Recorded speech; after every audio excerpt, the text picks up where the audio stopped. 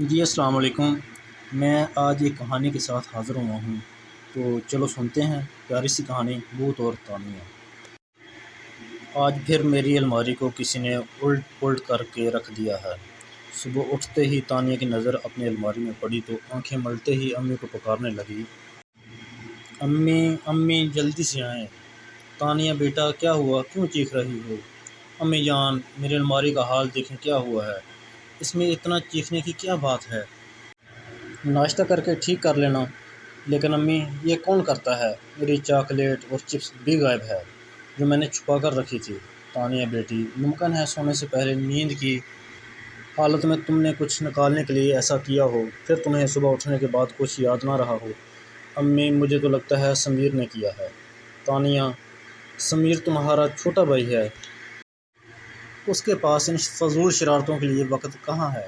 School, مدرسہ، tuition اور cricket academy, رات کے 10 بجے تو گھر پہنچتا ہے، تو پھر ضرور میرے کمرے میں کوئی بھوت آ گیا ہے۔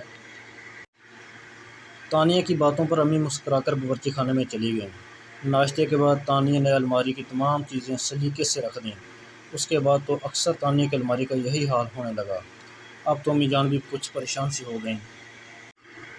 تانیہ نے روتی صورت بنا کر کہا، امی مجھے تو لگتا ہے اس الماری میں ضرور کوئی بھوت ہے، آپ مجھے دوسری الماری لے کر دیں، میری ساری چاکلیٹیں غائب ہو جاتی ہیں۔ آج تو میری نئی پینسل اور ڈرائنگ کی کاپی بھی غائب ہے۔ تانیہ کی امی نے کچھ سوچ کر اس بھوت کو پکڑنے کی ٹھان لی تھی۔ سمیر 10 بجے گھر میں داخل ہوا تو امی نے کہا، سمیر بیٹے کھانا گرم کر رہی ہوں، جلدی سے منہ دھو کر آ جاؤ۔ تانیہ آپی نے آج کھانا جلدی کھا لیا ہے اور وہ بے خبر سو رہی ہے۔ سمیر اچھا کہتے ہوئے اپنے کمرے میں گیا۔ کھانے کے تھوڑی دیر بعد وہ چپکے سے تانیہ کے کمرے میں داخل ہوا۔ تانیہ گہری نیند سو رہی تھی۔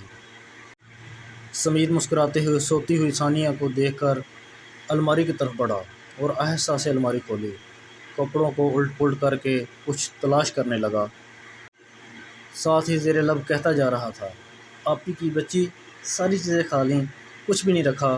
پھر مسکرایا، ہاں مل گیا، واہ مزیدار نمکو۔ اس نے جلدی سے پیکٹ کو جیب میں ڈالا، سب چیزیں بے ترتیب چھوڑ کر جیسے ہی کمرے سے باہر نکلا تو امی جان کو سامنے کھڑا پایا۔ اچھا تو یہ تم ہو الماری کے بھوت؟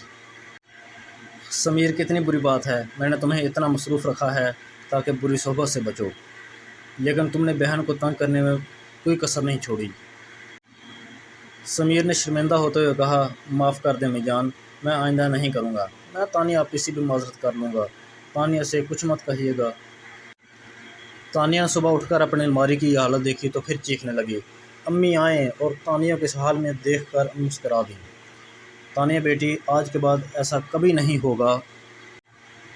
تانیہ بولی، سچ امی جان، آپ نے بھوت کو پکڑ لیا کیا؟ ہاں، کل میں نے اور تمہارے بہادر بھائی نے مل کر بھوت کو پکڑ لیا۔ بھوت بڑا شرمندہ تھا اور اس نے کہا کہ آئندہ تانیہ کی الماری کی طرف نظر اٹھا کر بھی نہیں دیکھوں گا، اور دونوں کان پکڑ کر توبہ بھی کر لی ہے۔ تانیہ نے سمیر کو گھورا تو امی نے سمیر سے کہا، سمیر رات کو بھوت نے کیا کہا؟